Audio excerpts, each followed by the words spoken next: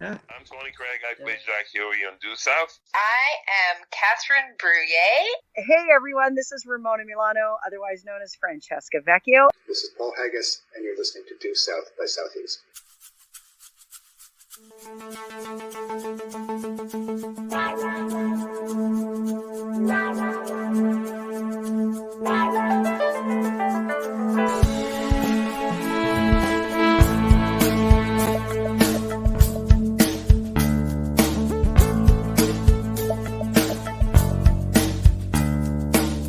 I wish this podcast would carry me away. But while talking to Squee and Michelle get a word in edgeways, record over a bottle of rum on the dock of Southampton Bay. Hey, Due South, that is what we're talking about. Due South. Saddle up my microphone, get deep in bed, girl, a bone. Due South by Southeast.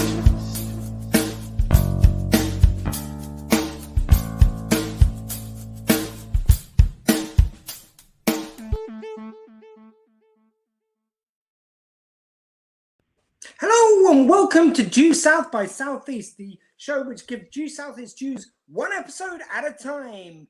And we are coming here today on a very special day when I received my first AstraZeneca jab in the arm. So this is coming to you in glorious 5G with extra commentary by Bill Gates being zapped directly into my head. I'll bring that to you as we go along. I am Detective Squee. See, it's giving me an extra pitch into the jab. With me, as always, is... That me, Mountie Michelle. And... the long-suffering Nicola. Oh, okay, I've got 3 weeks until I can't get it. I'm not going to risk that. So, I understand. Oh, yeah, and we've already got a hello message from Sarah Cook, who says, good evening, on. Good evening, Sarah. Oh, hello. Hi, Sarah. Hi. So, I will say, I literally had the jab at 5:30, and it's now 7 o'clock here in the UK. I'm starting to feel a little bit punchy. I don't know if it is the jab. I don't know if I'm just tired. My arm's a little bit tingly and I'm feeling a bit heady. So we'll see how this goes. This could be an interesting one. Michelle, have you just had one jab or have you had two of them now? Because I know you... So far, just the one. I've got my second one coming up in April, so not long now. Awesome, because I know you guys are ahead of the game on the NHS, as it should be. Yeah. Very pleased to hear that our fine NHS workers and also you, Michelle, are getting protected. Thanks. We're Appreciate always it. very proud of you, honestly. How have you been anyway? How's everything? Yeah, all right. You know, we're just kind of busy at the hospital still, as you can imagine. But to give some good news, I mean, the levels of COVID in the hospital has dramatically dropped. Brilliant. You know, yeah. Drink that. That's brilliant. We're definitely going to drink to that tonight, aren't we? I think the hospital I work in, I think we've got 20 positive patients at the moment. We had hundreds. Not that long ago, we had hundreds. Yeah. Oh, I hate the thought that we've even had to have one, but you know, that it's getting better. Yeah. Huge improvement. Well, the injection gun's out and the rum's out. So welcome to Jesus. Yeah. I haven't got any. I haven't got any injection guns at all. I've got an injection gun right here. I'm on the bottom of the barrel. I'm not due for apparently April, May. Yeah, I mean, would you think with her increased age to mine that she would have had it already before me? But I jumped the queue by having a circulation disease is my only thought, because they just say that you've got a pre-existing condition, which is why you're having it early. They don't tell you what it is. And I did notice just before I got called in to have it done, they started, like, I got phone calls from the surgery, and I didn't think anything of it. I just thought it was strange.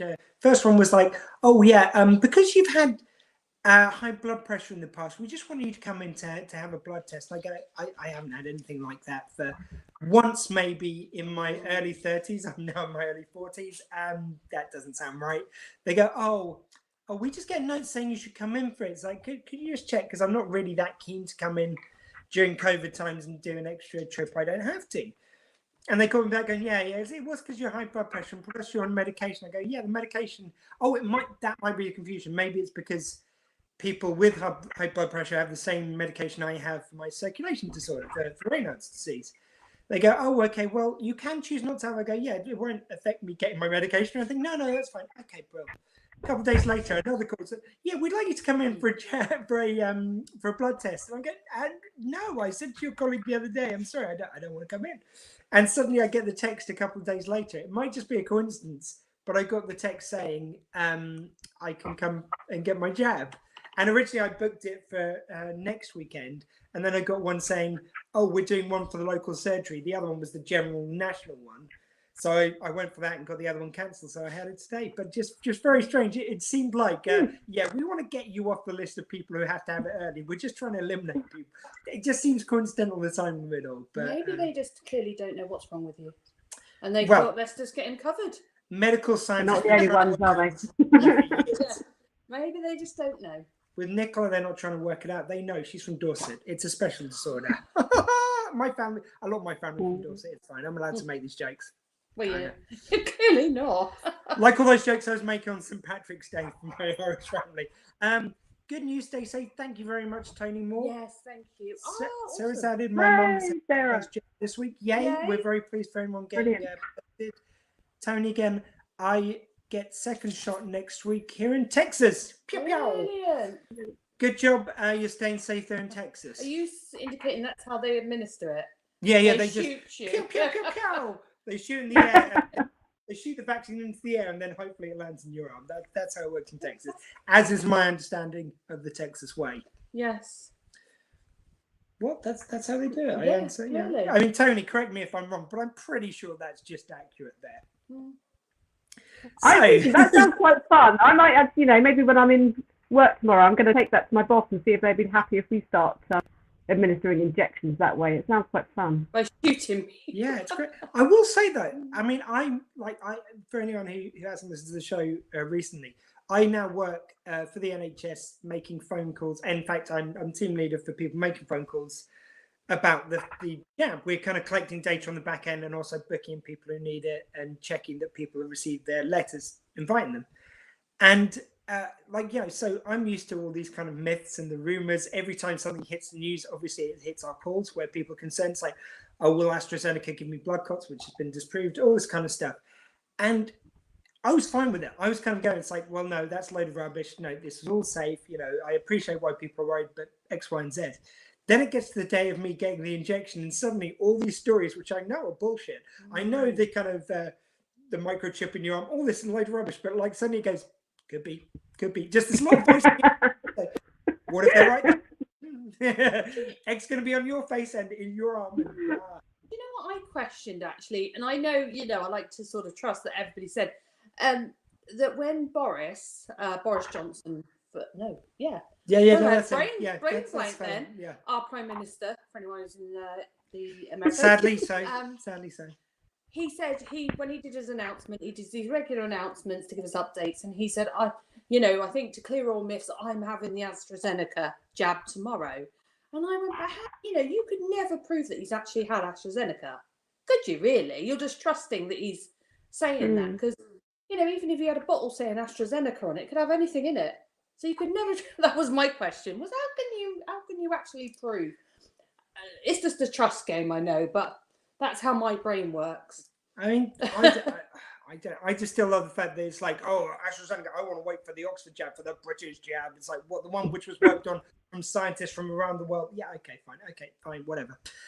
Anyway, look, enough of the jab talk. We're all kind of, me and Michelle are a bit protected, Someone's not in the jab club. Someone could be Viddle. Did you get the AstraZeneca, by the way, Michelle? No, I got the Pfizer one. Yeah. Okay, we're in different clubs then. That's all I'm saying. You get a different Wi-Fi signal to me. I was going to say, does it affect the microchip? Well, I was just going to ask you if you knew the password because they didn't give me that. I guess they mailed that to me afterwards. It's probably different. Maybe after your second one because I'm still waiting. Wait, I'm just checking my emails. Yeah, nothing in yet. Nothing yet. So that's going to play really well on the podcast. Anyway. So, guys, we have got some orders of business, though, before we talk about the episode this week. The episode being Some Like It Red. So, because, again, I haven't got the sound effects because we're listening through, we're recording this through the iPad, which is where I'd usually play in the sound effects. I'm going to have to do this live. Yo, ho, ho, we're getting drunk as hell. But tell me this will run, we're drinking Michelle. Hey? Hey? Hey. So All right, Michelle, I got a nice. Sorry, say again. what rum are you drinking? Oh, what am I drinking? Oh, I was about to tell you. It's a Dead Man's Fingers one. I got the coffee one. Oh, is it nice? So I'm not very. Oh, always got to do it the opposite. Yeah, coffee rum. Is the coffee one vegan? Because I think there's one of their flavors which isn't. Well, it's got to be Don't vegan. say that. Oh, Sorry, I don't mean to know. worry you. Oh no, I we've don't got know. I've created intrigue. No, it's only because we were in what's the one down down Beavers Valley. Yeah. The Rockstone. The Rockstone pub. Ooh, And there was one of them yes. they said which wasn't. So just I'm sure it's not the coffee one. I wonder if that was the coconut one. Might be the coconut one. Might be the coconut one. Maybe Let's coconut. hope. Oh no. Oh, Sarah's joining the club, so she's got her vodka and coke at the Got green ready. cake. I'm actually going to ask what everyone's drinking if they are. I'm not Oh sure yeah, what if anyone time else, it is, if but- everyone else is drinking. Yeah. By the way, if you're not already, in a minute we're going to be doing Mini Mountie Club. So if you want to join the club, just put a message saying you want to be in Mini Mountie Club. That's all you've got to do. Trust me, nothing involved other than that. Yeah, just we haven't got any. And we'll just give you a number. Then that'll be your Mini Mountie number from then on. We might have some. It depends on if they've already been put on the list. Oh yeah. Well, apparently I'm not. I've got to ask people. I said, "Oh, I'll have a think." And he went, "You've got to ask people." It's like, no, I ain't got anyone then. Well, Nicola, what are we drinking tonight? We're actually not on rum at the moment. We are currently drinking bourbon And and amaretto, and we are drinking Godfathers. so it's those two with Coke or with orange juice in my case because I don't drink Coke. And also, I am on 1 second. Sorry. Keep talking for a sec. Okay, he's on something that we're going to announce now. Are you getting the Sailor Jerry? We are on a bit of Sailor Jerry's as well. Oh yeah, Sailor Jerry. We might transfer over to that later. So I got Sailor Fair Jerry. enough. And also, I am enjoying a bit of, because it was St. Patrick's Day just the other day, enjoying a bit of the old Jamesons. Yeah. So, my favourite personally is Bushmills, just because, if nothing else, well, it's just my favourite flavour, but it's also made just down the road from where my mum comes in Ireland. And my aunt works over, we used to work in the giving the tours. And so whenever I go over there, I get a discount in the Bushmills store as well, which doesn't hurt. But oldest distillery in the world, by the way. There you go. Tony Moore, it's 2 p.m. here, not drinking, but eating rum rolls. Delicious. Rum rolls. And also, That's good enough. Runs past the yard arm. That's all I'm going to say, Tony. Yeah, 2 p.m. I'm not trying to talk you into it, but I think that's fine I day love drinking the time. doggo on the picture as well. Oh, How yeah. cute is he? Oh, yeah, what's the dog's name? And also, Tony. Cute. Tony, are you in Mini Mountain Club? I can't remember. And does the doggo want to be in me? Yeah, we will accept dogs. Yeah. Any friend of our Benton is our Benton being our doggy. Yeah, Benton named after Benton Fraser, of course. Yeah. We got to introduce him to Benton as well the other Yay. week. That was amazing. I bet he was so excited. Yeah, no, it's, what, Paul Benton or Gross. Benton. Yeah, I think they're both pretty excited. He did, yeah, Paul looked pretty chuffed with that, I think, Paul Gross. For anyone who hasn't caught it, please do check out our interview with Paul Gross, just a couple episodes previous to this. So, next one. Oh, God, what's the jingle of Mini Mountie Club? Mini Mountie Club. Eh? Mini Mountie Club! Eh? See? Told you. Sorry, you didn't give the Oh, inflection which sorry. our good friend Blaine Garrison gives it. So it's Mini Mountie Club. Again, Tony, please message us if you want to be in Mini Mountie Club if you're not already. Or your doggo. Or your dog. Or just Is your dog, Tony, yeah. is Tony If on the anyone's list? got a pet. Michelle, is Tony on the No, list? he's not. No, he's not on the list. G. Tony with an I. Tony with an I, that's a she, surely. We'll soon find out. Yeah, sorry. Yeah, it is with an eye, isn't it? Yeah. Just saying. Anybody want to be on the Mountie list? So I've got one which I'm going to try. And sorry, Michelle, I'm sure, obviously, you've got loads ready. Sorry, after you, please.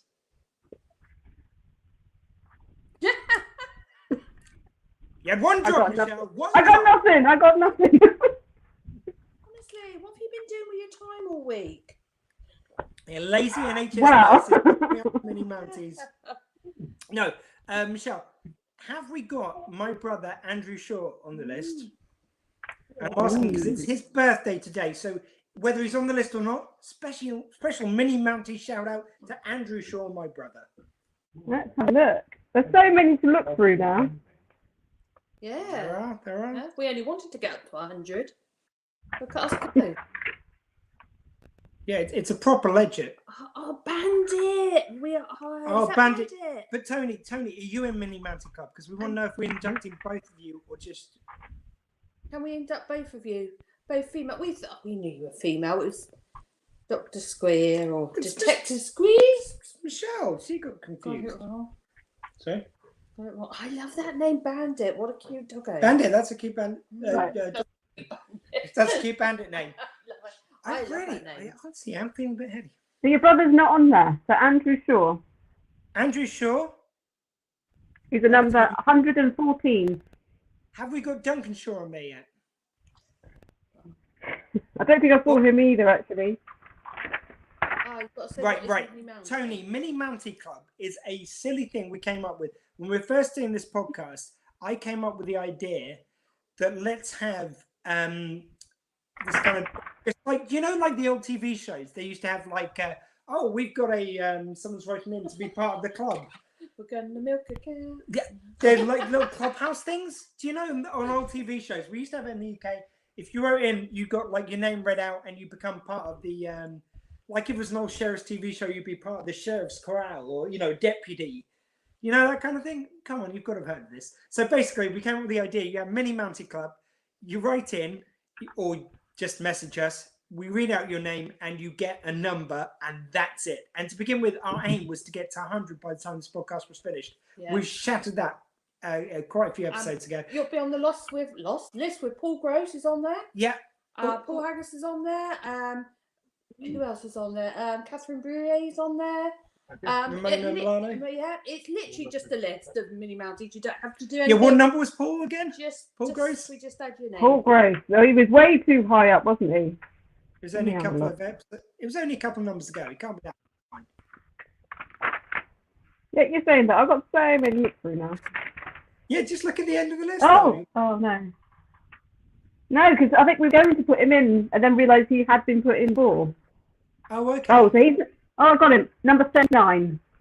So number 39. You see, I love the fact that Paul Gross, the guy who was the main star of the show, is number 39 on the list. That's the fun we have here. So, Tony, we're going to assume that's you saying yes, please. So, Tony Moore next. Okay, well, I'll put Duncan Shaw in. Yeah, sure. That's it. Yeah. So it's like so Duncan... Mucky Mouse Club. Mucky Mouse Club. Oh, was this something naughty on American TV? The Mucky Mouse Club. Yeah. Yeah, we love Paul Gross too. He is amazing. Hey. So yeah, Tony Moore, who's also part of the Mucky Mouse Club. And Bandit Moore. And Bandit Moore. Bandit Moore. Oh, yeah, basically. Sorry, I didn't see the I earlier on. Only with an I. I just love her. And Bandit. Okay, so we've got Duncan, who's at 115. Duncan and then 116 is Tony. Whoa. Duncan Norvell. Okay, sorry. As you were. Read them again. Sorry, someone's interrupting you. Right, so for today, Andrew Shaw, 114. Duncan Shaw, 115. Tony Moore, 116. And Bandit, 117. Yay! Welcome to the club. For inductees. I think that means we've still got to induct my brother's girlfriend, but we'll save that for another day. Yeah. So I'm guessing if he isn't in, probably she wasn't either. But yeah, that's cool. So that's Mini Mountie Club for this week. So now we get on to the episode. Hey! Is there anything else? Oh yeah, I had one thing to say. Oh yes, you had a little bit of bone to pick with me. I did, right?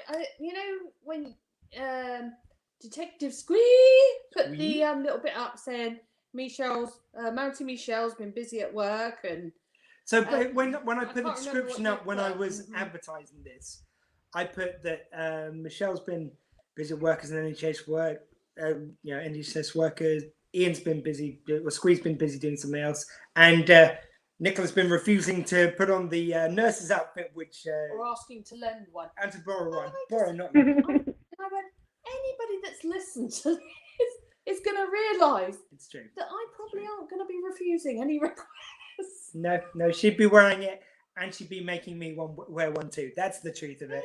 Yeah. Yeah, just wearing one. You can go out. I'll just be lounging around in it. Be great. So next episode, tune in for us all in our nurses' outfits. That's the next episode of South by Southeast.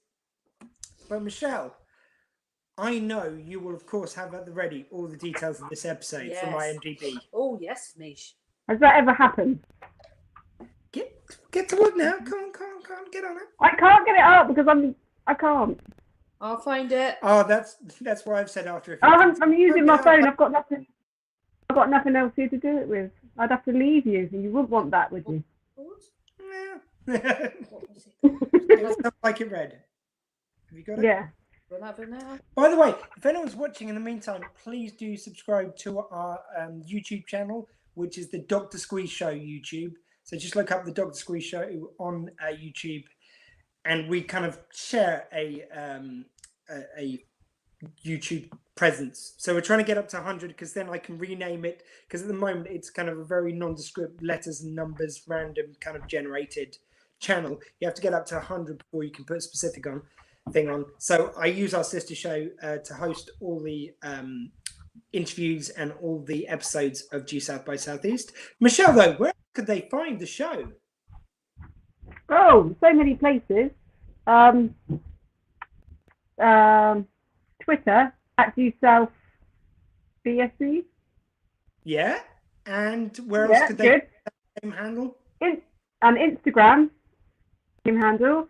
Facebook, Due South by Southeast page. Yeah. Where else? Oh, the Wonky Spanner. Well, the group, not a page, but No. yeah, the Wonky Spanner is our host network. We thank very much Spindles and everyone there at the Wonky Spanner.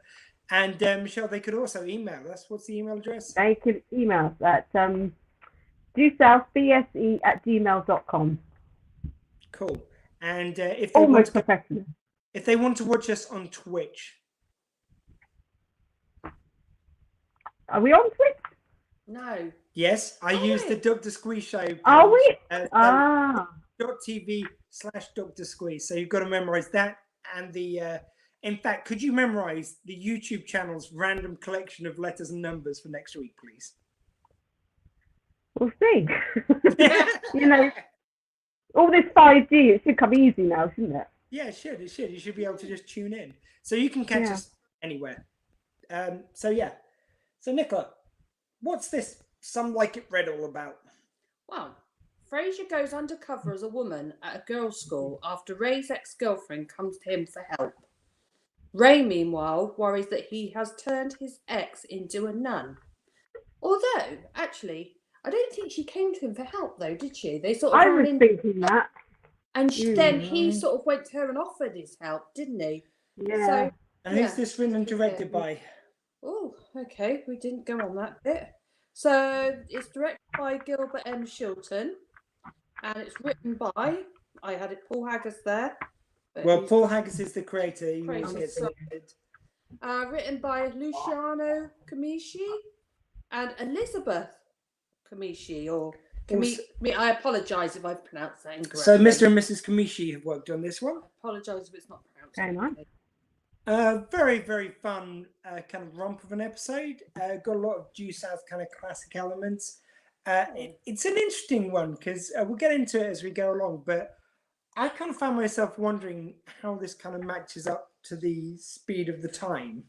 Kind of like how it's seen some being drag and how that's seen comedically versus kind of like not taking the mickey out of people who kind of do men who wear women's clothing and men who don't identify necessarily, well, people who don't necessarily identify as one gender and things. It's kind of interesting the kind of debate this one could open up very easily. But we'll get to that bit as we go along.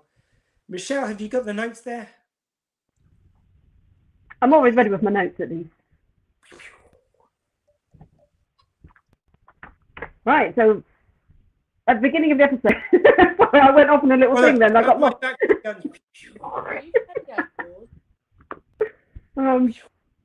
Yeah, so the beginning of the episode, when I wrote for them that she's actually a girl. I thought she was a lot older than she was at the beginning. So she's walking through the streets at night. It's all looking a little dodgy, isn't it? And then she meets up with this guy in an alleyway. She's got this bag, and she takes out this candlestick that she's clearly going to sell to him. And then it all goes a little bit wrong from there. He kind of gets a bit rough with her as she pulls a gun on him. Did that the gun? Oh, sorry. Is that the gun? Yeah. Turned out to be the gun from Elliot Ness. Yes, I believe we get that. Yeah, I thought. Yeah, I thought so. Yeah, because she's saying to him, there's a lot more where this comes from, and she kind of left wondering, who is she? Where's all this, stuff that she's managing to get hold of? So we'll kind of go from this scene, and then it kind of flips to Ray and Benny, so they walk into a bar. Yeah, it looks like a good bar. With Deep as well. Deep and Baker was there. Yay! Yeah, I really liked this scene in the bar. So they're on the search for a special whiskey. Yes. This is one of those ones which always kind of sticks in my mind. They call him the Whiskey King of the Windy City. It's I find that hard to believe. No. Let him have just one. It's because usually nicknames are a bit more punchy. Whiskey King, Windy City, not the Whiskey Kingdom, the Windy City. Yeah, I like it when what's his nickname? He went Murph. But I thought it was really interesting because he wasn't oh, that's a strange nickname. He's I find that hard to believe. Yeah. He just goes straight, I don't believe you. That's so ridiculous. I don't believe you. For Benny. Yeah. And he was coming up with if it was this or if it was that. And I think one of the things he said to me, he could have been Windy Man. It was who's going to have the name Windy Man? No one wants that. You don't want to know why it was Windy Man. In fact, you don't want to know why it was windy. Yeah, so he's got this special whiskey that Benny's looking for. And I think it's at this point that Ray sees the nun. Yep. So straight away he recognises her. He goes over and starts. Set up for so many jokes. Ray and Benny walk into the bar. There's a nun and the detective. I know. So Ray's talking to this nun that he's recognised. Now he's looked at her and he's oh, you look like a nun. I didn't realise that she was a nun at that point. I didn't. No. She wasn't wearing the habit. Yeah, if she had the full habit on, then I'd have gone, yeah, she's a nun. Yeah. But you're right, how would you know? She didn't have a little banner saying I'm a nun, did she? Yeah, she had a little, like beauty contestants have, she had just nun written across her. Which is also what, I'm a nun. Nun. Yeah. I mean, I did love the fact also, just a classic kind of stereotypical male move of you became a nun. This must be because of me. I know. Why would you jump to that? Why would you automatically jump to that? He's well, she had to dedicate her life to God after me. I understand there's a lot of women who I dated in the past who are now nuns. They just couldn't compete after that.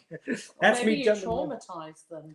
That also, look, there was some therapy involved as well. Look, we're not going to get into it. It's a whole thing. It's true though. That is restraining orders. Okay, look, Nicola. I don't want to be stereotypical, but that is a real man thing, isn't it? To jump to the conclusion. It's got to involve him in some way.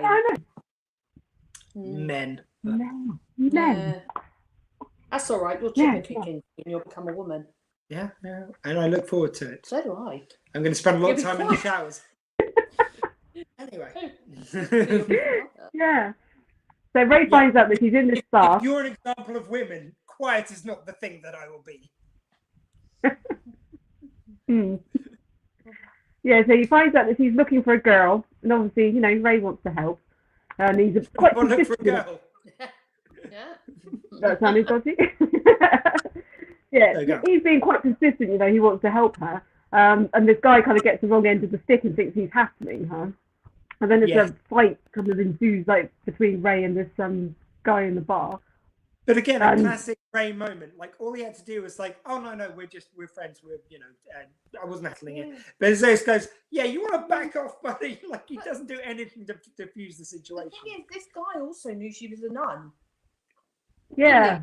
Leave the something about leaving the nun alone, and I thought, well, yeah, everybody seems to know she's a nun just by looking at her. Tony, I'm loving nunnery. this. It's Shakespeare. Get to a nunnery. Get the to a nunnery. Get thee to a nunnery. I think Thee we're to going a for- nunnery, yes. But I love it. Get the toe to a nunnery. Just Yes, cut off the toe. I like Take it. it to a nunnery. Send it to the nunnery. That, They need toes. You want to take me to a nunnery? Hey. Anyway, I don't know. Well, because being a man, you turn them all and have them all to yourself, as they all go. Pretty We much. denounce I watched. God, and we'll have. I watched we'll what go I'm to the pretty end. sure was a documentary on RedTube about this, but about nuns. Probably, yeah. Actually, I say this. I went to a convent for nursery school, so a local convent just around the corner from where my parents lived, and trust me, if like the stereotypical image from kind of porno images of nuns is what you're expecting.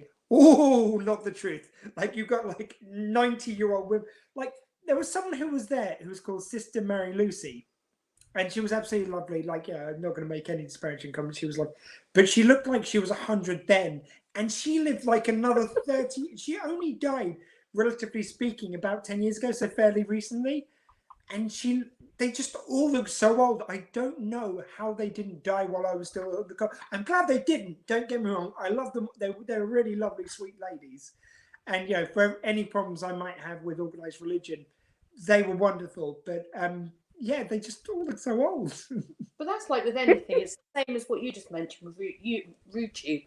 You know, the RedTube. RedTube.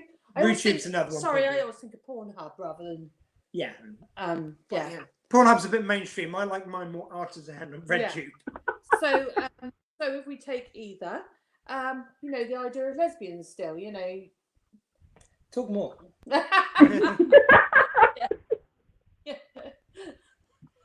By the way, I know I sound like a dick. I'm really, really very pro LGBT and all this. I'm just. He's just pro ladies. And pro the ladies. Oh yeah. Pro the ladies. So anyway, we were talking about Due South, I think, at some point. Where were we? Yeah, we were doing a podcast. We're in the bar, yeah. So the bottle of whiskey goes flying through the air and gets smashed. Yeah. And Yeah, the poor guy's Benny already goes said- fine. The guy's already said, I'm pretty sure it's the last bottle in the in Chicago. Yes. Yeah. So lovely said the fact that Yeah. Benny's. And I love the fact that when he gets hauled into Thatcher's office, she was like, I set you one task. Admittedly, it was a very menial task, which was degrading to you, but still, I set you one task. It's like my usual kind of mantra on this show. Michelle, I gave you one job. One job. Yeah, that's too many jobs for me. But also, like, one of my little favourite, I probably shouldn't say this now, but my Diefenbaker scenes, he's just sitting at the bar. He's just, like on a stool. I know, but he's just sitting at the bar. All the Diefenbaker scenes in this episode, it could be any of them. Yeah, I was just Yeah. thinking that as soon as you said Diefenbaker walked into a bar, I was thinking, was that the only scene? Diefenbaker. Not as many. Yeah. Give not me many. the right for Tony and anyone else who's watching for the first time. I don't know if you've caught us before, Tony, but we have this thing at the end of the show, we pick our best Diefenbaker moment of the week, the most Canadian of the week, and the most American of the week. Being they don't have to be Canadian or American, they just have to be the most like those people of that And nation. sometimes they're not. And we can only pick someone once, so we can't just pick Benny and Ray each week. Mm. So yeah, spoilers. Don't want to give away the. I know, but yeah, this is the scene where he's just sitting there at the bar like he's waiting for his drink, you know. He's like, where's mine, you know? You're serving him, where's my drink? Bring out the bowl. Your Yeah, jab just is- messages. with your speech, by the way, a jab here is a nudge for a joke. Ah, Oh, jab, like that kind of jab. yeah, maybe. Mess with my speech. I really am feeling a bit lightheaded right now. I don't know if it's just the drink or I don't usually feel like this after a couple. So it might just be the jab, if I'm honest. We'll say that. This Yeah, could be maybe. fun times. So anyway, yeah, go on, Michelle. Yeah, so where are we after that? Yeah, so after this, he's still got this on his mind, this nun. He's worried that, he's called her to go into the nunnery. So he goes to see her the next day to offer his help, off the record. I'm not going to involve the police in this. I just want to help you. He's feeling guilty, isn't he? Now I'm trying to read my own writing. So anyway, he agrees. He's like, okay, if this is off the record, she doesn't want to get this girl in trouble. She's a bit of a troubled teen. She's from a bad home. She's worried that if the police get involved, she might be kicked out of the convent, sent back home. It's not going to be good for her. And then I'm trying to figure out what I've written. I've written about the gun. So where did the gun come in? Well, so I had to watch this a couple of days ago. Yeah, I'm trying to figure out, because isn't the gun, she's got it, and then they get hold of it later. Yeah, they find it or something along those lines. I can't remember exactly. But when they have, Benson's there examining it, and he said, "Oh, it's Elliot Ness's gun. This is what you need to get." Yeah. How do you know it's Elliot Ness's gun? How do you figure that out? What is it about? Is there some sort of special trick? It's like, no, right. Just says he Ness there. Okay, it was a leap of faith to say it was Elliot Ness, but yeah. So that was that. Yeah. The actual, I read somewhere that it was called the Mafia Booty, all the stuff that was being the Mafia in the Booty. vault. Yeah. Mafia Booty, and I think was something else belonged to something else. I can't. Something else. They were saying that there was something else that belonged to. It wasn't that the bottle that he was licking, or she was licking. Sorry, in the. That's a bit later on. Someone else. Yeah. Is it next we get the first scene of Benny in his outfit for this session?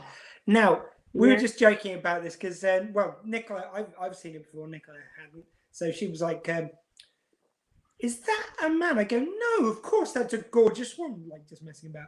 And the thing is, though, looking at Paul Gross's legs in that outfit, it does remind me quite a lot of the "I Want to Break Free" video from Queen, where legendarily Roger Taylor's legs look hot as hell. I don't care who you are. I'm not even going to front or anything. His legs look sexy as hell.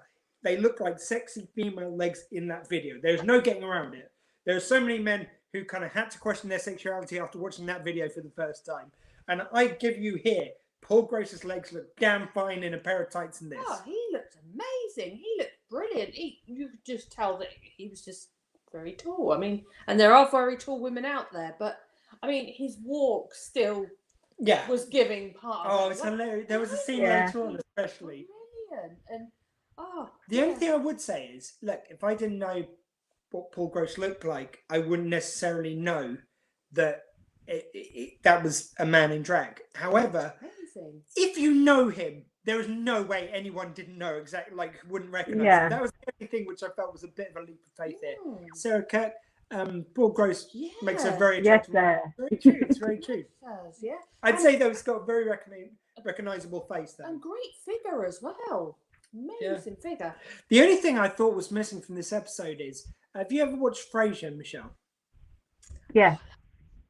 Huge fan. Me and Nicola have been watching them recently, and I just thought you could have done a great moment. The only thing you could have added to this episode is to have Benny's dad popping up in this episode and doing the thing. There's a move which Martin Crane, which is Frasier's dad in Frasier, does, and he just goes. He comes in and they're doing something which looks a bit effeminate to his liking because he's a very kind of sports manly man, and he just goes, "Oh, geez, I would just love to have seen Frasier Senior coming in, just looking at them, they go, oh, geez, and just going back and fading. Yeah, or just walking in, looking, and then just turning around and walking out again. Not even saying anything. Oh, geez, and just doesn't appear in the rest of the episode. Actually, there's a bit on Frasier. I know not everyone's watched Frasier, but it makes me laugh as well with Martin Gray. Is he sat there talking to his pal Duke, and he's having this manly chat. It's like, so your son's just made the Atlanta squad. He's got tickets for you to the baseball game. And then Niles walks in, the other son to Frasier Crane, and he starts talking about how he's going to have his crate pans seasoned. Reseasoned. And then Frasier says something very oh my similar. God, it's that time of year already. And then shush. Yeah, oh no, sorry, Chick, I've got to go. Do you have to do that when I'm on the phone to him? Sorry, so that was a bit of a diversion of what we're talking about, but yeah, Frasier's brilliant. I would definitely have loved, just a quick appearance by Bob Frasier, just completely, very down on the whole affair. That would have been great. That would have been a nice touch, I think. That would have been good. Yeah, but we get a little Walsh scene. We haven't had a lot of him lately. It's only a very short one, but it's just a little comedic thing because obviously he doesn't recognise him. Here he is. He stood in, ladies' clothes, wearing a wig and everything. And I can say, I mean, you can still see it's him, but they have this joke where he's completely attracted to him. It sort of reminds me of in sitcoms where they have someone coming in as their own mum or sister or dad, like they just put them in drag. Yeah. Very obviously still them, but they have them next to them as their own mum. Well, like Murder She Wrote. I always like Murder She Wrote, which looks exactly the same, but she's got an accent. It was her cousin who was from England. It was a classic episode, and it's just like, and isn't she half English and half American? I don't know. Maybe. I think she is, but the accent she does is so wackadoo, really over the top English. It's hilarious. It's the same as the old Superman versus Clark Kent. Put a pair of glasses on him. Who is he? What? Yeah. Why are you talking about Clark Kent and Superman? I'm not. They're two different people. Don't worry about it. What do you mean? Obviously, they're two different people. Why are we? I just wondered. Wait a minute. They're friends. I know.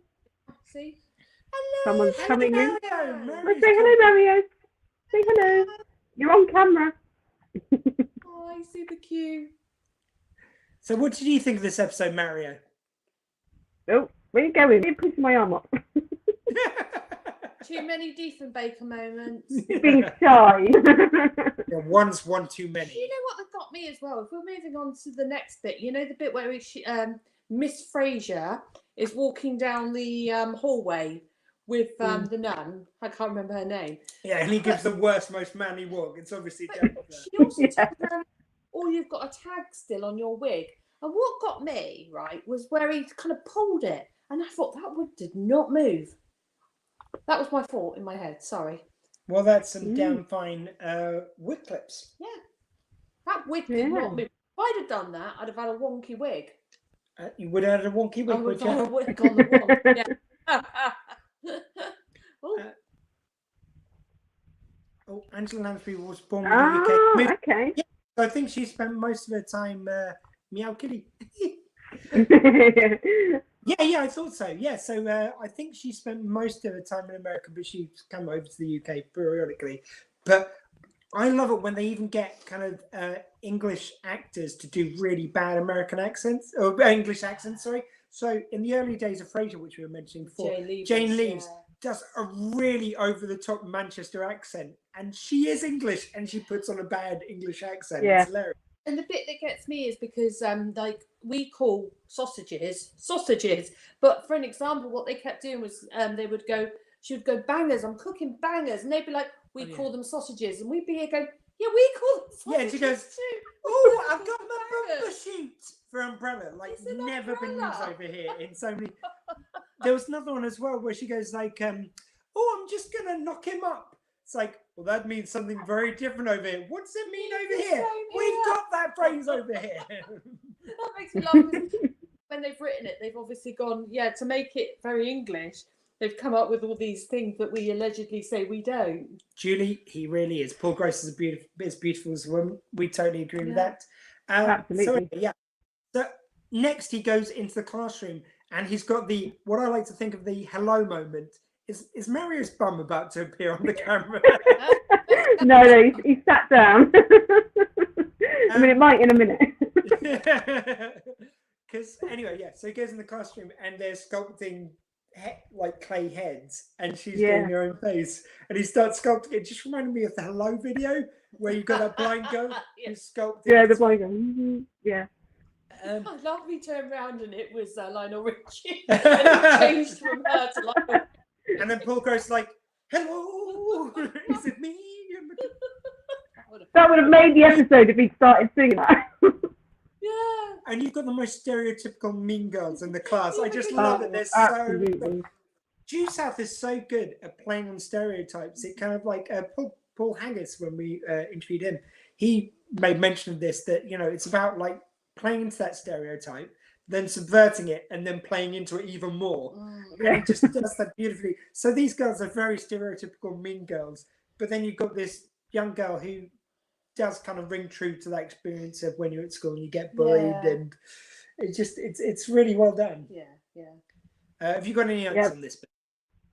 No, one thing I will say one thing I really liked about this scene, he's got his back to the class, and obviously like the mean girl, she's like, straight away, we've got a new teacher, I'm going to wind him up. And she's got like the little shooter thing, and she's got like a little bit of wet paper or something that she fires at him. And without turning around, he's just like, cat. Yeah. We've been recently watching the Karate Kid movies back, and there's that bit with Mr. Miyagi and Daniel-san where they're catching flies with chopsticks, and again, it just brought that to mind in that moment. Absolutely brilliant, classic. And he goes, "Well, if you know anything about trajectory and angles and all this, then it was very Yeah. So I'll explain to you if you like. And when he comes over and he starts kind of playing with the clay face, it's like, oh, it's beautiful likeness of you, but it looks a little sad. If you just do this and the other, it's like he just goes like this, like changes it from a sad and goes. Yeah. I'd like to have seen.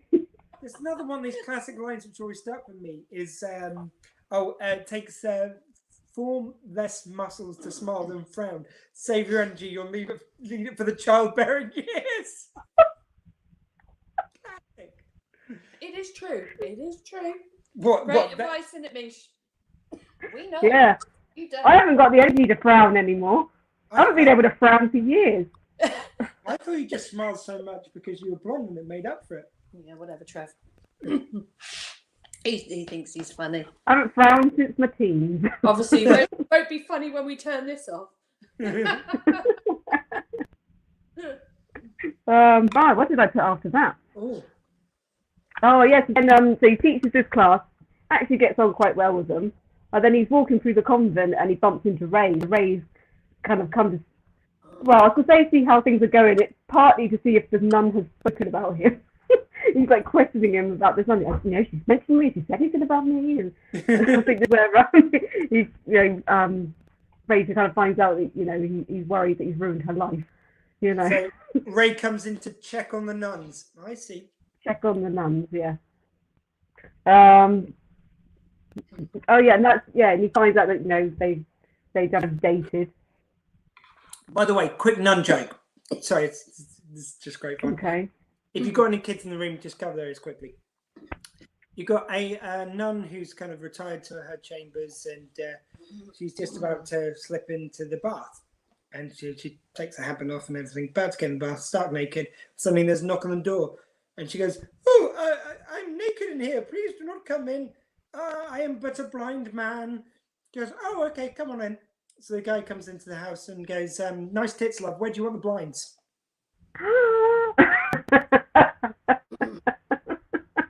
No, Barry Cryer joke. I love that one. There you go. Terrible. That's a terrible joke. I like it. So after this, Fraser's he decides he's going to try and get some information out of this girl that he, kind of done the smile on the sculptor. I had to demonstrate what a smile was. Once you have children, we have to do that, don't we, Mish? Yeah. Yeah. Forget a frown. I can't even smile. I run out. My muscles are all naked now. He goes to her room, kind of question her, see what he can get out of her, and he starts like going through the girl's stuff because I think they share a room together, and he almost goes straight into like classic Benny mode at times, doesn't he? And he gets his shoes. It's worth saying before we go into the shoes, you said about kind of like there is a slight bit where that's still a little bit uncomfortable. We all know Paul Gross and the character of Fraser is kind of the white knight, very genuine. Yeah, wouldn't have a creep on his body. There is something about a guy dressed in drag to go undercover in a convent with a load of underage girls going into her room under the guise of being someone he's not. But also, That just felt a little bit uncomfortable somehow. And again, in context, we know he's a kind of white and white character, but also, I don't think you make that episode now. Like even that. if you truly believed that the Benton Fraser was a female teacher, the fact that this female teacher seems to have suddenly taken a particular interest in this one student made that feel a bit creepy as well. I don't know. I'm sure it doesn't, but we kind of can't get away from thinking like that in this world, really. And you don't want to. You really don't, because there shouldn't be any thought like that. And I know for this there wasn't anything like that. But we're not saying, we're not kind of casting dispersions on the episodes. Not. It's just the kind of thing of like, given current sentiment and current feeling and current genuine fears based on real events, you probably don't make this episode like this now. I just don't think it would just it goes in be your head and goes time. out, because you know how good, meaning and pure this episode is. Yeah. But it does, as a natural thought process, it does go through your head. Yeah. I think at the time it was made, I doubt you'd watch it and think that. It kind of shows how things have come on since then, that you do question things now. It's the classic example which I always bring up is that episode Chicago Holiday, where you've got the taxi driver who's asking a 15-year-old girl to go skinny tipping with him. He's meant to be a slightly sleazy character, but that just doesn't sit well watching that now. And rightly so. I think it's right. We don't have a character doing that now. However, just at that time, I don't think it was. It's hard to escape that one. That's a pretty bad one. I think but, there was also the one where the guy was hiding in the closet. Do you remember? Yeah. And the girl was undressing. Yeah. We didn't see the girl. The same undressing, episode. Yeah, we know. So it all just. But anyway, we know it's meant to be as it is. It's just interesting how kind of these things change. But you were saying about him licking the shoes, which is a he's sniffing them. He's like, stop doing that! Come on. It's the fact they have the build up of the grossness, like sniffing them. That's a bit gross. Like, that's really gross. And then he just licks the shoe. Fungus, or is it? Oh, hang on. Fungus. Yeah. Fungus. Yeah. He's actually been into an antique store and he's lit that thing, and the bloke's gone, "Are you going to buy that?" He's like, "Nah." That's the next scene. Yeah. Oh no, I thought it wasn't. No, Sorry. that's after that. No, it's fine. Sorry, I thought that was before. But so a lot of licking and smelling seems to go. There is in this episode, isn't there? I love the fact that Ray suddenly, Benny's throwing himself into the character and saying, "It's like, you're going to hold the door open for me?" And Ray's kind of like complaining about it, but it's doing it all the way along. Just keeps on opening the door. Yeah. Oh, what? You need me to open the door for you? Yeah, it's like, manners Ray. Manners Ray, come on. It's so ingrained in him. That's how you treat a woman. That even when he's playing a woman, he sticks to those kind of things. He's like, this is what I would now. I expect that from you. Tony's put movie Some Like Hearts, 2 men in a woman's band. Yes, great film. Obviously, the title of this, Some Like a Red, a tribute to that. I love. What always sticks with me is the last scene in that film. Have you ever seen Some Like Art? Yeah, Jack Lemmon. Yeah, a long time ago, but I have. It's just the last scene. It's like there's a guy. They're in this boat. I can't remember what the setup is, but it's Jack Lemmon in drag and this boat driver. He goes, "Maybe you'd like to go for a drink with me sometime." And he goes, "I really don't think I'd be your type." It's like, "Oh no, I've got no particular type." No, look, I don't like your type then. No, that doesn't bother me. I'm sure I'll grow on you. Take to the wig. I'm a man. Nobody's perfect. The timing of those two is just wonderful in that. It's just so sweet. Yeah, a drink as well. What do you... Sorry, we're just having a drink break here. Just a refuel as we go. I just... So what's the next note you've got, Michelle? So after this one, it's when, he's left the convent and Ray's driving him, and he's getting changed in the back of the car. I love this scene. I'm trying to remember what he said about what they call them pantyhose. We call them tights here. And we call them what here? Tights. I think you broke up a little bit on the wedding. It sounded like something very different. It's fine. Oh, did it? No, sure it tight. came out very clear on the air, but just somebody else to. I hope that was Sound clear. like? I will not say that on the air. It's a word even I won't say on air. That tells you. I'm wondering what that sounded like now. Yeah, so he's getting changed in the back of the car. Not the Coke for me. I'm not putting Coke in yours. Well, See, you this is all about him again. I'm pouring my Coke and he thinks it's for him. Other brands of cola are available. All about... Oh, yeah, sorry. Yeah, okay. Yeah, for balance, you have to show the Pepsi bottle. However, I've really got into something zero at the moment. Whereas I prefer something else, Max. I used to love... But I've really got into something zero. Anyway, yeah, it's like, I don't have that. Well, you're not having it. No. Not for you, it's for me. Yeah. Oh, you have. She has accidentally poured Coke into mine before, and then I can't drink it. Accidentally. Then she gets 2 drinks. Oops, I got to drink both. Nope. Yeah. 2 for me, 1 for you. Yeah. Yeah. So what's the next? Yeah, I'm trying to remember what he said about the pantyhose now. Like about the person that invented pantyhoses. I think, Yeah, I can't remember what he said. I didn't write it. Sorry? I think he said they're very uncomfortable. Did he say they're like sadistic or something? Yeah, I think he said sadistic, like pinching in places and something like that. And I think like Ray was like, yeah, but most people that wear these don't have those places. Yes, that was a good one. That's all yours. You've got. I'm going to make an emergency question. Emergency question. I might have to ask Stu before it's shut. Oh yeah, that's a good idea. Might want to do. Anyway. Yes. Yeah, so he's getting changed like back into his uniform in the back of his car, and Diefenbaker's sitting next to him like nothing's going on.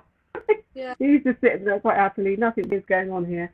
So he gets changed into his uniform. He forgets that he's got makeup and earrings and everything on. And Ray's kind of like looking in the mirror, go, yeah, you know, you've done something here. But this is when he goes in to go and see Thatcher. This is when we get the Thatcher scene, and we find, you know, she says, you know, I've given you one job to do, even though it's a menial task, you know, I've given you one job to find this whiskey. But then we have this moment where it's like she's leaving the room and they end up like this close to each other, and she's like going out of the room, and she's like, "You're wearing perfume." Yes. And he said, "Oh, it's apricot jasmine or something silly like that." Something like that. It was something in mango, wasn't it? Oh, passion fruit and mango. Mango, yes. Yes. Yeah, something like that. And she's like, "Okay, why not? Why wouldn't he be?" Yeah. That's nice. Oh, and just before he leaves the car as well, it's like, yeah, you got a little bit of makeup there. Yeah. Yeah. And then we get the scene when so the girl that's gone missing, Celine, and the guy that he's oh yeah, that's what I didn't mention. When he was in the back of the car, actually, he was reading her diary, wasn't he?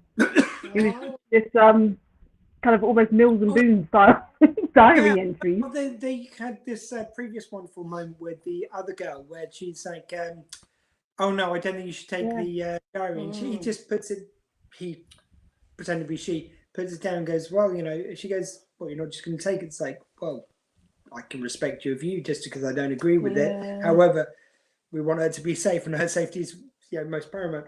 Goes to walk out and she gives it to him. That was just a nice little sweet scene. Can I just everyone here do that and respect the view and not read it? You are the only one who would definitely 100% read the diary. Nisha hasn't answered. Shall. No, I wouldn't. So, what boys does Neve like? You might hear me. I read the diary, but I'll tell you off air. Do you know what I think? I used to play, my daughter used to love, and we do play games now, like games nights and stuff. She's 23 now. When she was little, she used to love playing cards because her granddad used to play a lot of cards and drafts with her. And we used to play, I think it was Jim Rummy she loved. And I used to, you know what kids are like? They're always like this, going almost like that, showing you the cards. And I used to say to her, if you show me your cards, I will look at them. And it's kind of been my philosophy. You've always said, though, your dad said the same, though. I think that's... No, my dad was quite good at things like that. But I thought you said no, he would have. Yeah, I mean, we never beat my dad anyway. That was just you didn't beat my dad. And when I questioned him beating, because Dan would come to me and say, "I never beat Granddad," and I went to him once and said, "Could you let him win once?" And he went, "You never learn like that." I mean, no. So, Which I feel like was always the spirit when she was going. It's like, I'll look at your cards if I see them. it made me laugh the other day because we had a games night and we were playing, and I think Stu lifted his cards very slightly, and Dan went, "If you lift your cards, and if my mum sees them, she will look."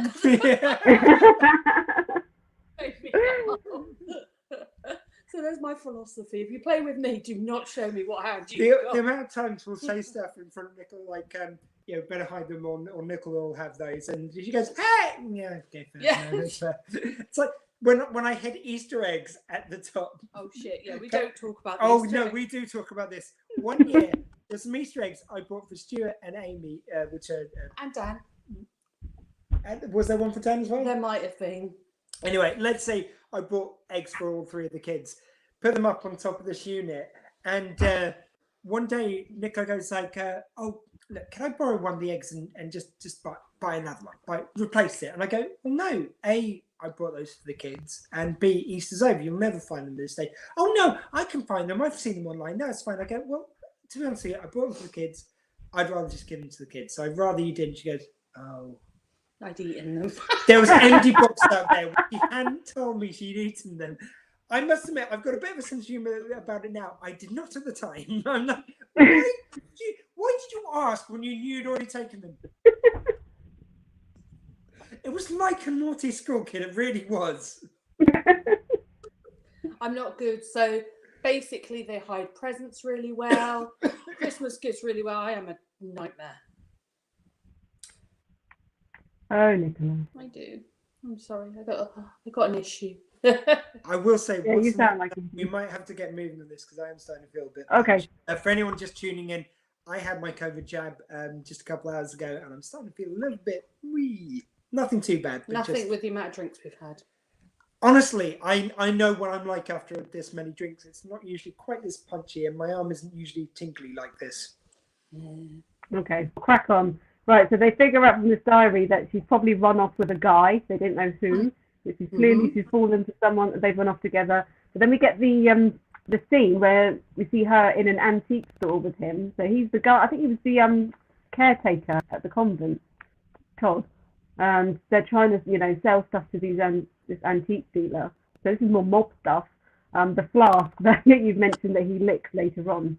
Yes. So they do, but this they sell it to him. The antique dealer's like, he's like, okay. He knows about this stuff, and that he's heard about the vault that this stuff has come from. I love the bargaining as well. It's like 100. Okay, well, what 200? That's the most you'll get it anywhere. Basically saying this is obviously stolen goods. Yes. If you try and sell it anywhere, the most people go up to is 200 because they know they've got you under barrel, and they'll have to fake where it came from. Yeah. Nice little bit of business there. It felt like obvious what they were saying without saying it. Yeah, so they sell it to him, and then they leave the store, and they're kind of celebrating down the street. But then they see him in a van with other people, because obviously I think they kind of thought, okay, we've got a rough idea that they're getting this from the secret vault that we've all heard about. Let's see if we can follow them. Anyway, they ended up running away from them, and Todd goes running across the road, gets hit by a car, and I think he died. They never actually officially said, did they? I know. Yeah, I just thought that. I thought, yeah, no, you're right. I don't think they. It's heavily implied that he's. Well, I mean, later on. Yeah, it's implied. It's never said, is it? But when he tested his pulse, and did he shout out call 911 or something? Yeah. And I remember thinking, because I thought, oh, he's died. And then when they said that, I thought, oh, perhaps he's okay. And I thought maybe later they might see him where he's in hospital, but. I thought that later scene was confirmed that he's dead by the fact that they're going, oh, I'm sorry. Yeah, I think he was. Yeah, anyway, so he's hit by the car, and Ray's quite close by, doesn't he? He comes running to the scene, kind of not realising who it is and that the girl is so close by. Yeah, so he goes off to the hospital. And then we get the scene where Fraser and Ray go into the antique store, and they see the flask. And this is when we get he's licking the flask, because he's trying to get the same case that he got off the shoe. The fungus. And it's Ray's wonderful comment of like, No, I don't think I will take this. Spencer's like, Yeah. I can't take her anywhere. Yeah. Yeah. Oh. That's a good thing. Yeah, and then this is when they leave the antique store. This is when we had the scene of Benny expecting Jane to open the doors to the car for him. Yes. He's just there, like waiting, isn't he? Yeah, Oh, this is brilliant scene. Yeah. But then Celine goes and she sneaks back into the convent to go and speak to her friend, and she's trying to convince her friend to run away with her. You know, she's just lost her boyfriend, so now she's trying to convince, you know, her friend to run away with her. Which I don't, you know, she's really not very keen on going. But she's going to go to the dance. The scene where she finally sticks up to her friend, so she's obviously just followed her. No, that's not that point. Oh no, is that later on? Yes. Sorry. I know you're right. Yeah. Yeah, she's like, meet me at 8 o'clock.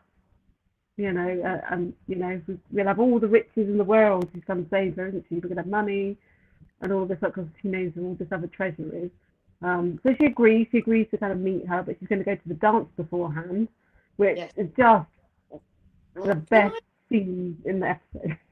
Can I just ask a question? Have we gone past the bit where the two sort of, as we could call them, mean girls, I suppose, goes up to Frasier and says, "I know your secret"? No, that is a bit earlier, but yeah, I know. Yeah, so I think that's just coming up. I know your secret. I don't know if I wrote that down. Oh, we'll do it now anyway. Like, yeah, we know your secret. Yeah. Oh, do you really? Yeah. Standing like that, opening the door for kind of women, all this kind of thing. It's like, you're Canadian. And he's like, "Oh, can we keep that a secret? Can we keep that between us?" Yeah, can we keep it between us? It plays into it. It's just lovely. Like it's something to be ashamed of. Yeah, it's just those little characterful moments. They're not necessarily to the plot at all, but they just build up the fun. Yeah. But before we get to the scene at the dance, there's a bit where Ray goes to his uncle. Like his uncle, you know, very elderly, living in a care home. He could be his uncle as well. Oh, Could have been. Yes. I don't know. Yeah, yeah, that was very good. That was great. So obviously he's got like some dementia, I think, going on. But he goes to question him. Obviously, he must have known a little bit about the mob back in his day. He seems to be still in the mindset of, "Oh, can't say too much. Mafia will be on my tail," you know. That. Yeah. So he's asking him, because obviously they know this is like mob stuff that this girl's telling. So he goes to question about the gun and everything. And he's like, "Who had the gun? What happened to it?" You know. So he gets the information out of him that he wants. You know, that there was this secret vault that was created, and all this treasure from the mob was like hidden in there. And he figures out that it's actually like in the basement of this convent. You know, this girl was living. And it's so funny, isn't it? And he's like, "Oh, you know, I've said too much. You're gonna get me killed." Yeah, it's nice. But yeah, the dance. I just love the fact that guy's dancing with Benny and Ray cuts in. The thing is, he sort of was there a comment about Frasier being big or something? Oh yeah, I like bigger women. It's like, hey, you just don't say that to women. You just don't. I learned that the hard way. He's not a bigger woman. Yeah, he's actually a tall woman. Yes. The other thing it just reminded me of is when Ray cuts in to save him.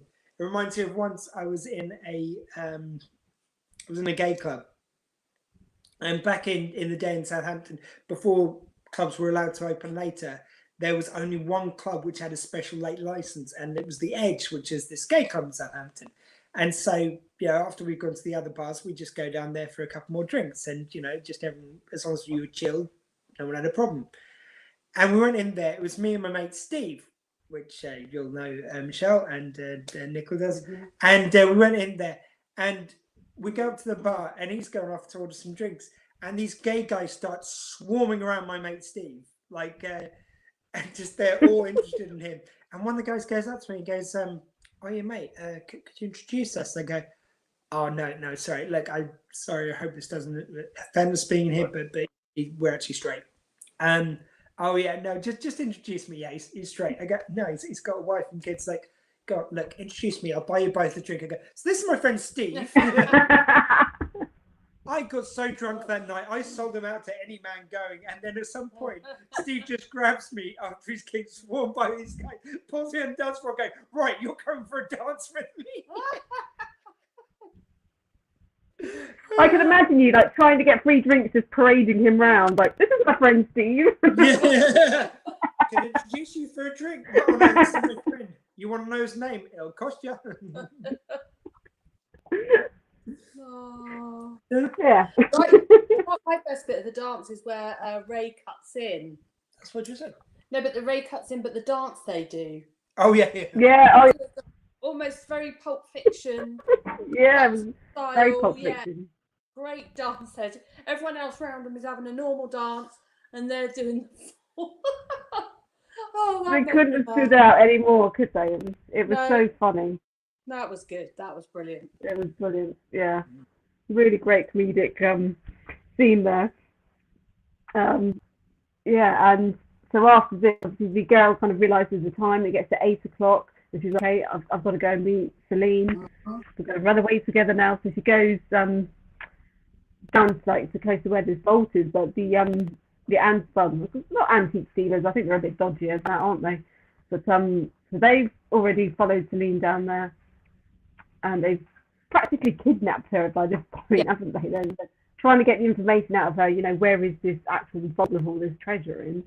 And then obviously her friends kind of goes down there, and they kind of take her along as well, and they're kind of threatening her with this kind of like weird theme thing, aren't they? Kind of threatening to injure her if she doesn't kind of tell us where the vault is, or injure her friends. But then a few other people followed as well, because even the mean girls are like, where's she going? And they end up following her down there as well. There's like a whole lot of people down there. Yeah. But it's a brilliant bit, even like when Fraser goes down there, he kind of follows down as well. And because they're all thinking, you know, she's this lady. And then she's fighting. She's properly fighting, isn't she? Vault. Yeah. That's a real Alibaba vault, isn't it? Opened it up. Ooh, really blingy. Yeah, and it's Really the whole cool. idea that just to tie a button on the whole episode, you've got the fact that they've got the whiskey down there, and just in the midst of the fight, Fraser's winning, but one of the mean girls throws the whiskey for them to. Yes. And he kind of dives in the air to grab it. He's like, no! So Get the perfectly whiskey. due south so much ties everything together at the end of the episode. It's brilliant. He just catches this spell. And obviously a moral sort of at the end where the girl runs off and goes, right, I'm going, come with me. And she's like, no, I'm standing up for Miss Fraser. So real sort of moral at the end, you know. Yeah. And also when he dives to the ground, like the wig comes off, it's like, oh, the wig Miss comes off. Fraser, you're a cross-dresser. Yeah. Yeah. You probably wouldn't have that. No, Well, this is the thing. I wanted to say this because I find this hilarious. I find it hilarious that Fraser dressed as a woman in this episode. I do find it hilariously funny, but equally, any friends, like I've got friends who are kind of like anyone on the LGBT spectrum, anywhere on the gender spectrum, who, like, I know male friends who are gay, who dress in a lot of makeup and, traditionally female outfits. I don't laugh at them. I don't take the piss. I think they look fantastic. I've got no kind of thing there. I'm not uncomfortable. You know, that's all good. But at the same time, a guy who doesn't usually dress like that, dressing up like that for a case, the humor you can get out of that, I still find that funny. I think that's okay because I can differentiate the difference. It's only for me when you're laughing at someone who is doing it in earnest and that's their look, that's their chosen way of dressing, then you're kind of being unfair. But if someone, it's like someone who, when you get somebody who isn't comfortable dressing as a woman, dressing as a woman, that you can get loads of humor out of that. So I think it's, for me, it's okay. And if I'm educated differently, if there's anything anyone wants to tell me where I'm kind of wrong here, for me, I think it's okay because it's not taking the mickey out of someone who would choose to be dressing like that. Yeah. It's the fact that he wouldn't usually choose to be dressing like that is where the humor comes. Yeah, but that's like with a, you know, and I'm not, don't take, you know, I know a lot of people have had to fight to get heard and stuff like that, and I don't want to take away from it. But it's, you know, a small part of it is, I don't want to say it's anything like it, but when you do the blonde jokes about me, now, I take them all in humour, you know, and they say dumb blonde and, you know, but I take it all in humour. It's not, genuine people would never, that it's not meant, and that's the same. It's not meant in that way. Like you say, we can't take humour out of life, but as long as you can appreciate and respect people. Yeah, and the difference is, it's like there's a difference between me making that joke with my fiance, or I have made racially insensitive jokes and other jokes to friends of mine where it's understood as joke. Like they often make the joke first because I don't assume that, and it's a joke between me and a friend. It's not a joke between me and a race or a gender or anything else. It's between me and a friend, and that's an established thing between me and my friend.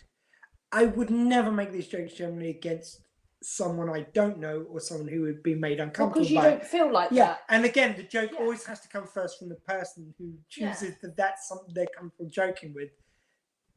Do you know what I mean? It's like that has to be the thing. And even then, I probably would be different about that than I was 5-10 years ago. But there is a difference between making a joke with an individual friend based on who they are, and they can make any joke about me because that's our friendship, than making a joke generally about a group or against someone who you don't know. That's the difference. If it's against someone as opposed to with someone, that's when it's not cool. I mean, I'll just be quick on this because it is diverting. I was thinking about this the other day because I was thinking about, I can't remember, it was something about disability and that sort of side of things. And my sister, when I grew up, she's no longer with us now, but she had spina bifida and she had a twisted spine. So one leg was shorter than the other. So she had one of the special shoes that was higher up. And I was thinking to myself, because I thought to myself, I never remember ever thinking at any point in my life, my sister's got a disability. Because, and I think this was mainly because my parents and her never brought, there was incidents, I remember the other day where she shut my finger in a door and I pushed her over, which is typical sibling things that they do. At no point did I go, oh my God, my sister's got a disability, I must not do that. Because we were always brought up, and I think later in life she used to make jokes about her leg being one. You know what I mean? So she was never a day went when she moaned about anything or she felt less depressed. She never, and like you say, and that's why I never looked at her in that way. So I think we've got to be able to, if someone, again, joke has to come from them, they have to be on it, and if someone wants to make a joke about anything that they are, and then they're happy for a friend to join in with the joke that they're making, I think that's okay. That is all right. If you're doing it against someone, that's when it's not good. That's just my line. I am prepared to always be educated and to learn more as I go, but that's just where I draw the line. And I think this is very inclusively joking at kind of someone who doesn't usually dress as a woman, dressing as a woman. That's where the joke is, not about taking mickey out of people who dress in drag and or whatever, kind of wherever they are with that. Just to be clear, we did both get told off for that. It wasn't just my mum never went, oh my gosh, leave your sister alone. My mum was like, why did you do that? I went, she did it. She shut my finger in the door. So we both absolutely got wrapped for that. Anyway, are we about at the end of the episode? Then we just got that button with Ray and Benny where they're kind of like having their little, almost a married couple kind of like a joke. So you're welcome back. You lost us for a minute, apparently. So we missed you. We did. Yay. Yeah. Okay, going after this, it kind of goes to like the aftermath, and this is where Ray kind of confronts the nun and kind of, he's kind of like, I need to apologise to you. Because obviously that night when we were teenagers, it's the rest of your life when you've had to become a nun because of it. She's just like, what? And it's also, you look at like it's a bad thing that she's become a nun as well. It's like, this is obviously what she's very passionate about and she's dedicated her life to. I don't know why, he's assuming that it's a bad thing. I loved it when it turned on the head. She goes like, no, look, I stitched you up. Like, if anything, I'm sorry to you. It's like, yes, because of her insensitivity, she made him a cop. That's how repressed he became. Made him a what? I said cop. Well, this is the thing. It's like, I visualised, I could be very wrong, there was a little bit of disappointment when she said, no, it was nothing to do with you, as if it's like, but it's all really? But there you go. Yeah. I think that's all I've got from it, really. So we now go on to our orders of business. So, can you give me the information I seek? Can you tell me what the best moments of the week are? Was it best moments of the week? What did I say? You said best moments. Yeah. I didn't think we ever did best Yeah. moments. Yeah, and then Do it we? boils down to no, that's what the jingle is, Oh. and that encompasses 3 things. So first of all, best Stephen Baker moment. Now have a moment to think of all the Stephen Baker moments. Which one is it? So it's the one in the car. I know. Oh no, one in the bar. Sorry. Oh yeah. I know. I'm gonna do a totally different one that I think everyone else do. So I'll let you go, and then I'll do my totally Well, different. the one in the bar. Yeah. Which bit of the bar? Yeah. One where he's in at the beginning. What? When he sat at the chair. Yeah. Yeah, there. sat on the bar stool. I'm gonna do thank this to him strutting in the pub. Nice Benny strut. Oh, sorry, no, nice deep strut. It's almost like Annie went in first, so it wasn't like a case of can we have dogs in here like we have to do. You know, you go, can dogs come in? Yeah, fine. As long as they're at the back or as long as they're here, he just strutted in and say, "Yeah, I don't care. I'm coming in." Are my humans allowed in? Yeah. Yeah. Or almost like he's going to have known the bar and go, "All right, mate. Yeah, all right, Mac." Right, Murph. Yeah. So that's our most best Stephen Baker moment. Mhm. Michelle, what's your most Canadian of the week? My most Canadian. I'm going to go for the friend. I can't remember what her name is. No, the one who Celine didn't Square. play more of her face, yeah? Yeah, Yeah. yeah. The Joker. Ah. Yeah, I'll go with her too. Yeah. I'm going to go for her. 'Cause, yeah. She called Ducky. I think Actually, the Mean Girls called tell her you Ducky, what, didn't they? I'm going to go with the nun. Oh my God! There's a moment that I missed. Very nice nun. We missed when he was smelling the nun's shoe. Who did you No, we didn't talk about the shoe, did we? You know, just as I think he might be going to the dance, and she's putting a poster up, and he starts sniffing the nun's shoe, and she's like, "What are you doing?" Oh, is he trying to get the smell from the... Yeah. Oh, so okay. she, The really old one. Yeah. That's it. Like, because she's like, what are you doing? And he's like, where have you been? She went down, wherever it was in the basement, and he's like, the smell. Sorry. There was a lot of sniffing and licking in this one, wasn't there? Yeah. A lot of sniffing, licking, and nuns. Yeah. Mm-hmm. Anyway, so I'm going to go for the nun ex-phrase because she was very Canadian, very kind of like wholesome and very kind of caring. Yeah.